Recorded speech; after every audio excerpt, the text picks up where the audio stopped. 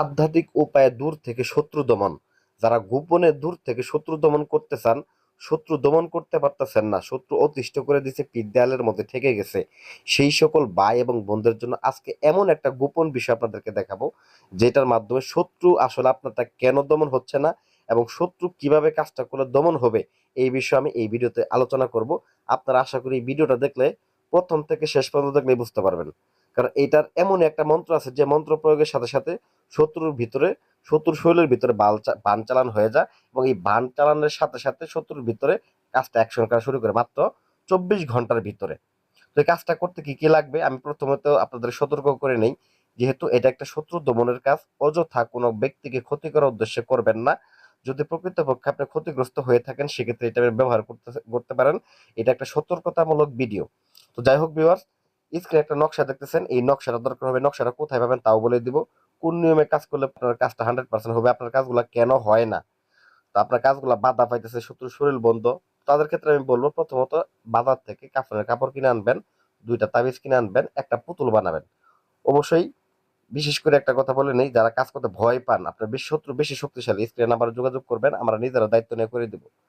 তবে নিজেরা রিস্ক নেন না, কারণ এতে এগুলা কিন্তু কুফরি কালাম কালো জাদুর কাজ। দেখা গেছে অনেক সময় রিস্ক নিতে গেলে অনেকে আপনাদের পার্শ্ব প্রতিক্রিয়া হয়। তো এর জন্য আগে থেকে সাবধান করে দিলাম। তো যাই হোক, শত্রুর ব্যবহৃত কাপড় নেবেন। আর শত্রুর ব্যবহৃত কাপড় যদি না পান, ওই কাফনের কাপড় দিয়ে একটা পুতুল বানায় নিয়ে আপনারা এরকম ভাবে কাম সিঁদুর চতুর সাইড দিয়ে ছিটাই দিবেন। আমি এখানে চন্ডালের হারও আছে, চন্ডালের হারের গুঁড়া করে নিচ্ছি, কাম সিঁদুর মিশিয়ে নিয়ে এখন মন্ত্র প্রয়োগটা করতে হবে। তো মন্ত্রটা মনোযোগ সহকারে সকলে শুনবেন। ওম নম অমুকং বিনাশং দেবাং নম। ওম নম অমুকং বিনাশং দেবাং নম। শুধু এত 21 বার পাঠ করবেন, ঠিক আছে? এবং শেষে বলবেন অমুক ধ্বংস হয়ে যাক, অমুক ধ্বংস হয়ে যাক, অমুক ধ্বংস হয়ে যাক। এটা আপনার বলতে হবে 7 বার, ঠিক আছে? তো এটা বলার পরপরই দেখবেন যে আপনার শত্রুর শরীরের ভিতরে অগ্নি সংযোগ হয়ে যাবে, ঠিক আছে? যদি আপনি সঠিকভাবে মন্ত্র প্রয়োগ করতে পারেন এবং তার সাথে সাথে আপনি যদি কাম সিঁদুরগুলা চন্ডালের হাড়গুলো আপনি দিতে পারেন, গুঁড়াগুলা, তো সেক্ষেত্রে শত্রুর শরীরে তৎক্ষণাৎভাবে চালান ঢোকা শুরু হয়ে যাবে। তো পরিশেষে আমি ওই মন্ত্রটা 21 বার পাঠ করে নিয়ে, স্ক্রিনে দেখতে পাচ্ছেন মন্ত্রটা পাঠ করে নিয়ে তারপর আমি এই পুতুলটাকে পরিবেষ্টিত করতেছি। এখানে পুড়ে যাইতেছে পুতুলটা।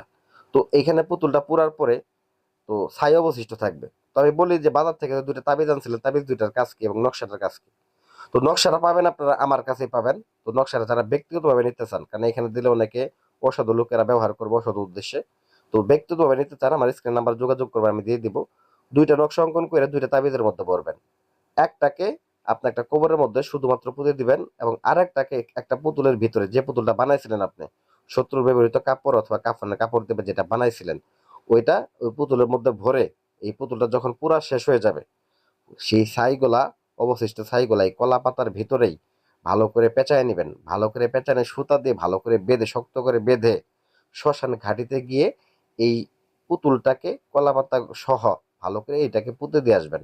তো মনে রাখবেন, যখন পুঁতে দিয়ে আসবেন তখন পিছনে ফিরে তাকাবেন না। যারা ভয় পান তারা কিন্তু যাবেন না, কারণ শ্মশান ভালো জায়গা না।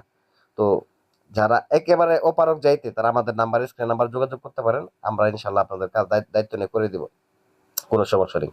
পরিশেষে ভিউয়ার্স আমি আপনাদের বলি আপনাদের কাজগুলো কেন হয় না, এটা আরো প্রয়োগ আছে বলতেছি। এটা আপনাদের কাজগুলো কেন হয় না, কারণ আপনারা আসন জাগ্রত করেন না। দ্বিতীয় নাম্বার বিষয় হচ্ছে ওই ব্যক্তির ক্ষেত্রটা সঠিকভাবে নির্ণয় করতে পারেন না, মন্ত্র সঠিকভাবে প্রয়োগ করতে পারেন না, এর জন্য আপনাদের কাজগুলো হয় না। তো বিশেষ করে শত্রু শরীর যখন বন্ধ করা থাকে সেটা কাটায় নেবেন। যদি আগে কোনো চালান দিয়ে থাকেন সেই চালানগুলো কাটায় নেবেন। যদি আপনি গরুর মাংস খায় থাকেন, যেদিন কাজ করবেন ওদের গরুর মাংস খাবেন না, স্ত্রী সহবাসে যাবেন না। এই নিয়মগুলো মানবেন, আপনার কাজ শতভাগ হবে। এবং এই আজকে যে ভিডিওটা দেখালাম এটার মাধ্যমে কাজ করলে 100% আপনার শত্রু গায়ে লাগবে।